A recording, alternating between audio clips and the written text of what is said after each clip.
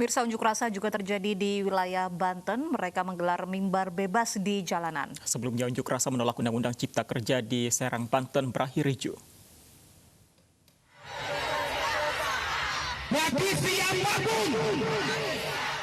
Hari kedua aksi mogok nasional kembali digelar buruh dari PT Panarup Industri di Kota Tangerang, Banten. Jumlah peserta mogok hari ini lebih besar dari hari sebelumnya, yaitu sebanyak 3.000 buruh. Mereka turun ke jalan dan menggelar unjuk rasa di depan pabrik. Mimbar bebas juga digelar oleh buruh yang didominasi perempuan. Dalam aksi ini buruh juga memblokade Jalan Raya M. Toha yang mengakibatkan arus kendaraan dari arah Tangerang menuju Kota Bumi terpaksa dialihkan.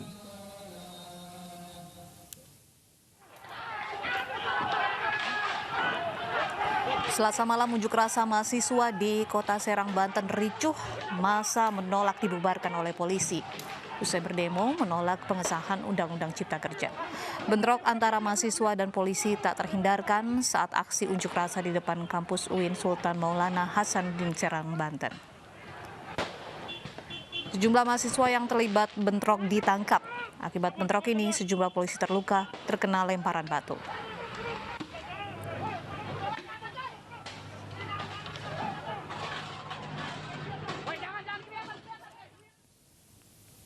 Dan kami sudah terhubung dengan Kapolda Banten, Irjen Pol Fiander, untuk mengetahui perkembangan demo anarkis di Serang, Banten.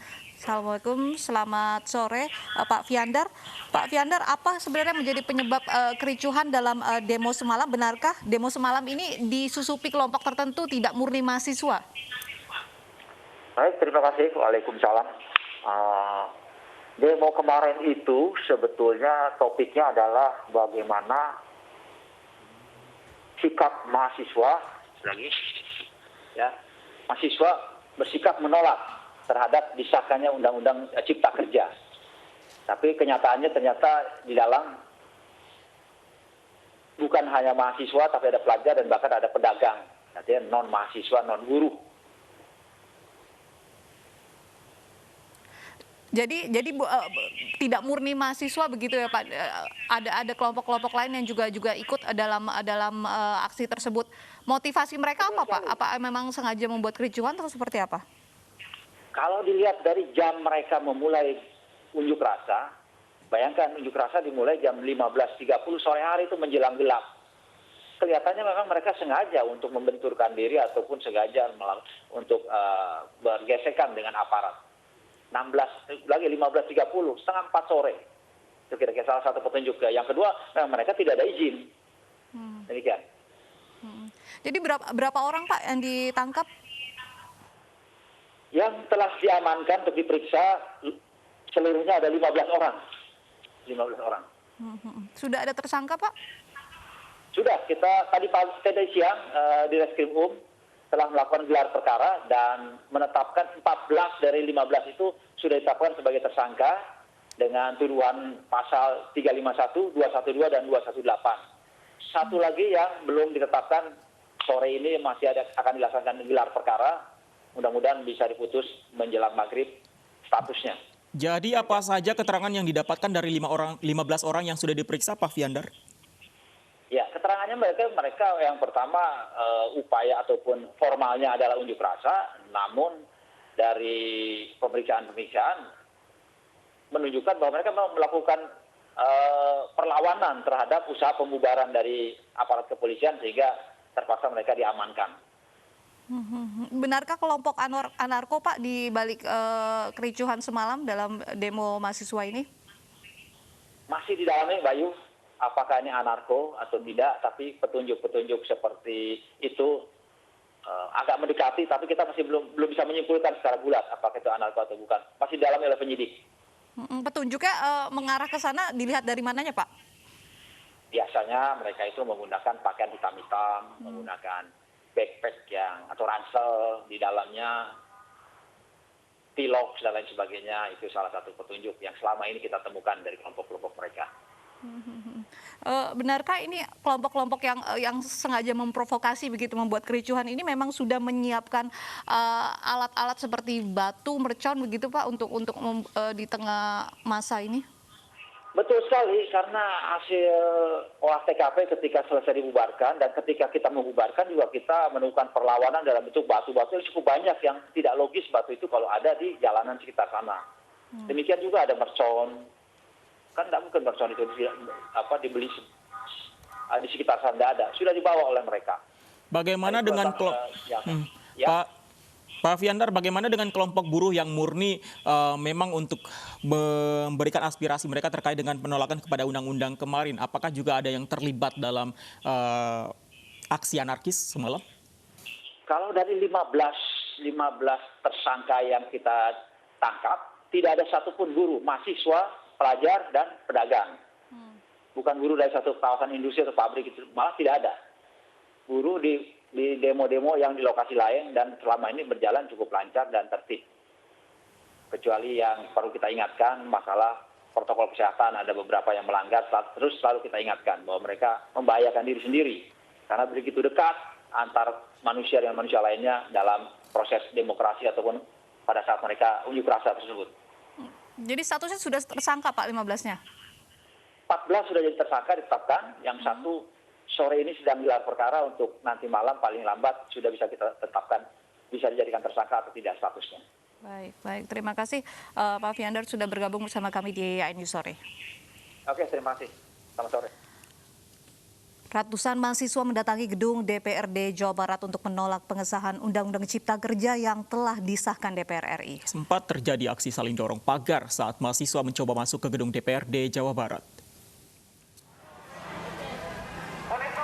Mahasiswa terus berdatangan ke depan gedung DPRD Jawa Barat. Mahasiswa menggelar aksi menolak pengesahan Undang-Undang Cipta Kerja yang baru disahkan oleh DPR RI.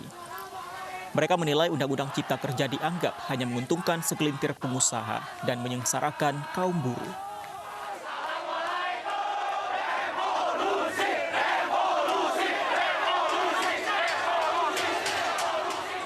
Sempat terjadi aksi saling dorong pagar ketika mahasiswa mencoba masuk ke gedung DPRD Jawa Barat. Namun aksi ini berhasil diadang oleh petugas keamanan. Mahasiswa pun akhirnya menggelar orasi di depan gedung DPRD Jawa Barat.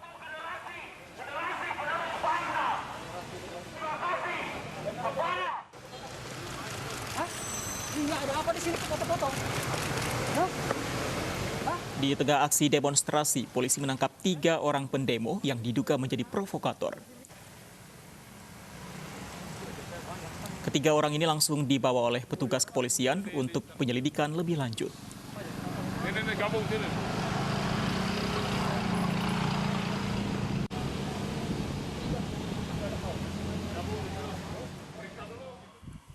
Dan pemirsa, untuk mengetahui suasana terkini unjuk rasa di Bandung, Jawa Barat, ada rekan kami Desi Juliani di sana. Sepertinya masih ada aksi sore ini di sana. Bagaimana kondisi di sana? Apa saja yang disampaikan oleh pengunjuk rasa, Desi? Ya, selamat sore Fandi dan Uci. Sore hari ini aksi unjuk rasa yang dilakukan oleh beberapa mahasiswa dari beberapa BEM Universitas Negeri dan juga swasta di Kota Bandung. Kemudian juga ada beberapa dari Serikat Buruh hingga sore hari ini masih berlangsung. Saya akan mengajak Anda untuk melihat situasi terkini dari depan gedung DPRD Provinsi Jawa Barat. Fandi, Uci, dan juga pemirsa, inilah suasana terkini dari depan gedung DPRD Provinsi Jawa Barat. Massa memadati depan area gedung DPRD Provinsi Jawa Barat, dan jika bisa saya gambarkan, massa memenuhi depan gedung DPRD ini sekitar kurang lebih ada 100 meter seperti itu. 100 meter memenuhi depan gedung DPRD Provinsi Jawa Barat. Mereka sejak siang tadi sekitar pukul 12 mulai berdatangan. Mereka berorasi dari mulai depan gedung sate, kemudian mereka melakukan long march menuju ke depan gedung DPRD Provinsi Jawa Barat. Tadi memang sempat terjadi kericuhan sedikit seperti itu, Fandi dan juga Uci dan juga pemirsa. Ada sempat mahasiswa, kemudian juga ada dari para buruh dan juga para massa yang melakukan aksi unjuk rasa, maksud kami. Tadi juga sempat melakukan pelemparan botol seperti itu ke dalam area gedung DPRD Provinsi Jawa Barat, namun itu tidak berlangsung lama. Kemudian juga tadi sempat ada insiden pembakaran ban di depan gedung DPRD Provinsi Jawa Barat.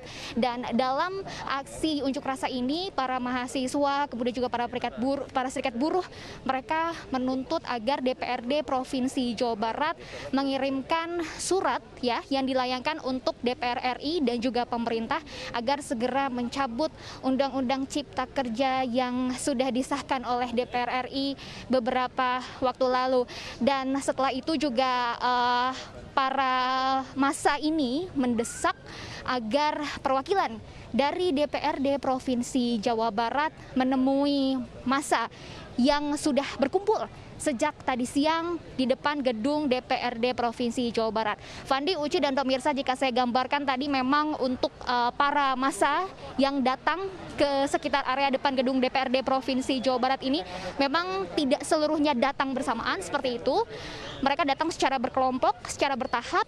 Tadi juga dimulai pukul 10, ada dari kami yang datang, kemudian juga pukul 12 beberapa BEM dari universitas swasta juga datang, disusul juga tadi bahkan sempat 30 menit yang lalu dari pantauan kami masih melihat ada beberapa mahasiswa yang tergabung dari BEM salah satu universitas swasta di Bandung yang ikut bergabung bersama rekan-rekan mahasiswa lainnya ke depan gedung DPRD Provinsi Jawa Barat. Sekali lagi, para massa menuntut agar DPRD Provinsi Jawa Barat menyurati atau mengirimkan surat kepada DPR RI dan juga pemerintah sebagai tanda keberatan atas disahkannya Undang-Undang Cipta Kerja.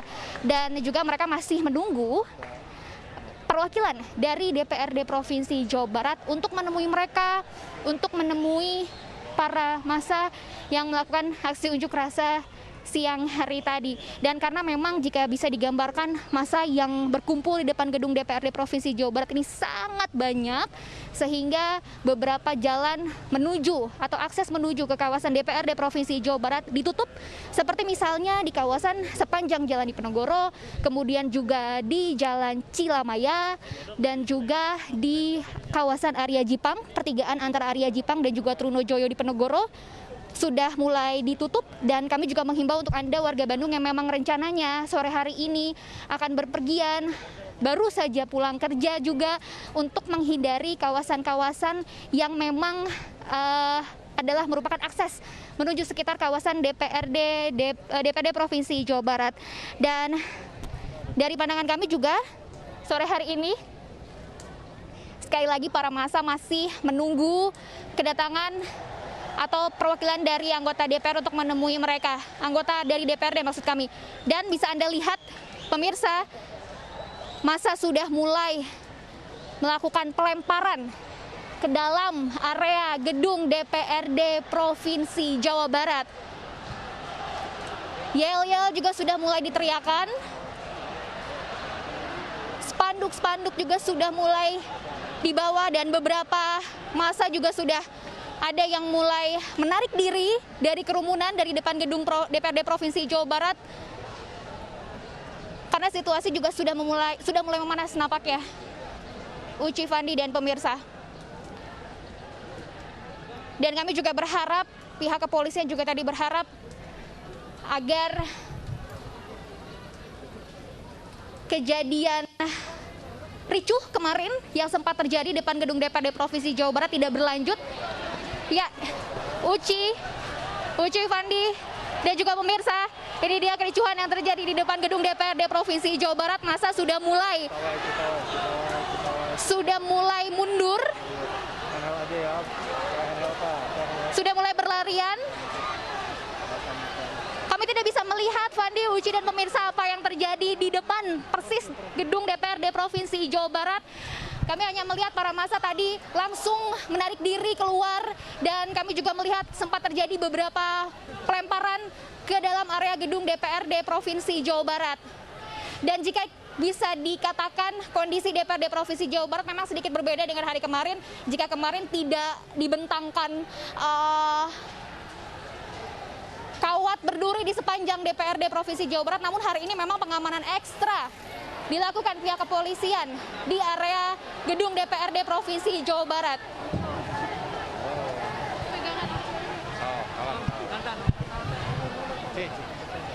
Ya, ini dia pemirsa suasana terkini dari gedung DPRD Provinsi Jawa Barat. Sekali lagi kami informasikan, sudah mulai memanas. Para massa sudah mulai melemparkan benda-benda ke dalam area gedung DPRD Provinsi Jawa Barat. Sebagian juga sudah ada yang berlarian untuk menyelamatkan diri seperti itu.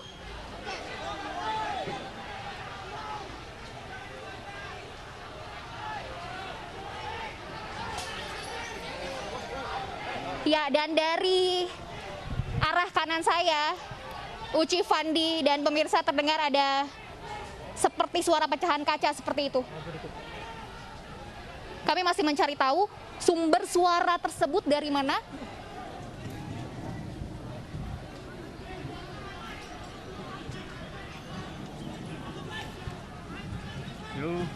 Dan sekali lagi kami berharap aksi unjuk rasa kali ini memang berlangsung damai, berakhir damai, tidak ada pengerusakan. Wain aja Mang, wain.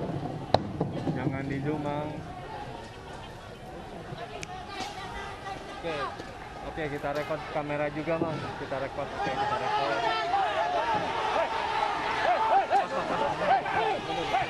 Mundur Mang, mundur. Iya. Mundur Mang, mundur Mang. Ya.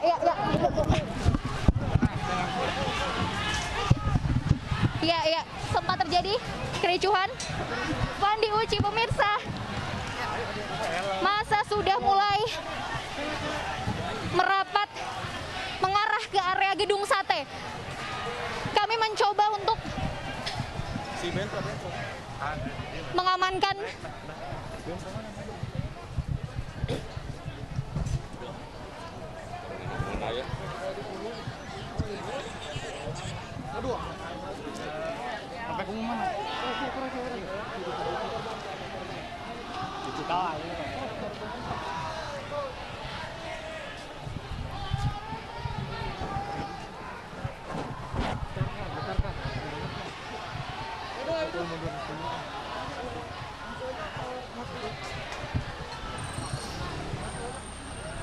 Nggak bisa Kang. Bisa. Apa sini aja dulu. Pakai helm klub. Batu tahu.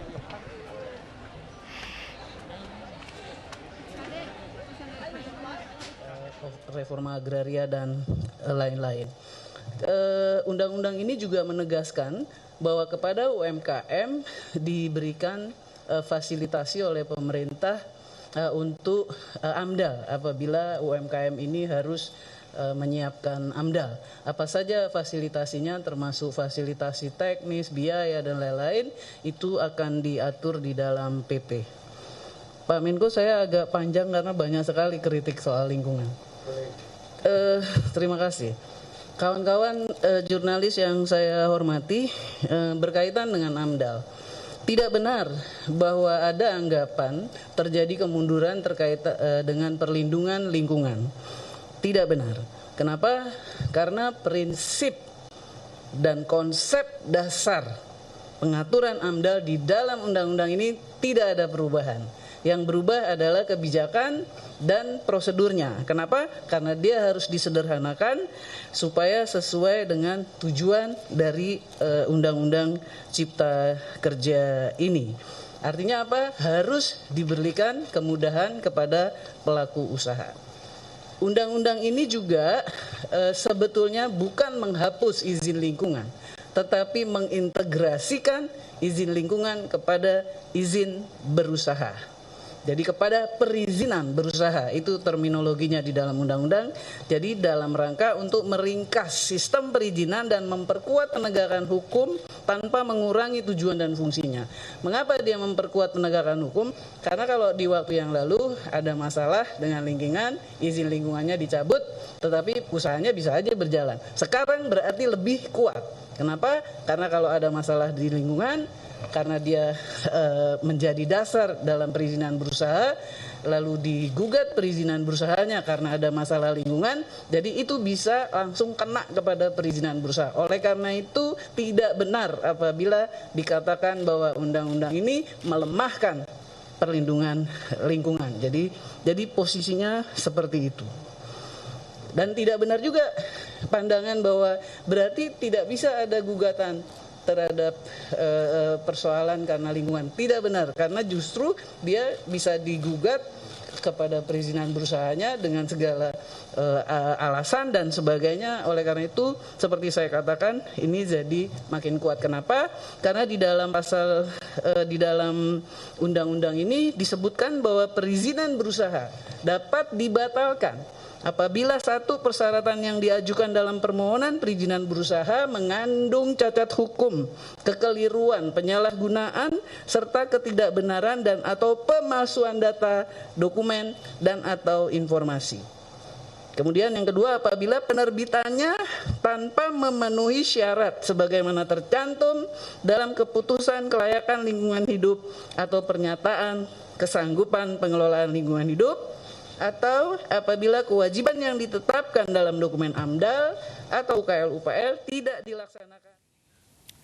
Ya, pemirsa, aksi menolak Undang-Undang Cipta Kerja masih terus berlangsung di sejumlah daerah. Lalu benarkah hak-hak buruh tergerus dengan Undang-Undang Omnibus Law yang baru disahkan?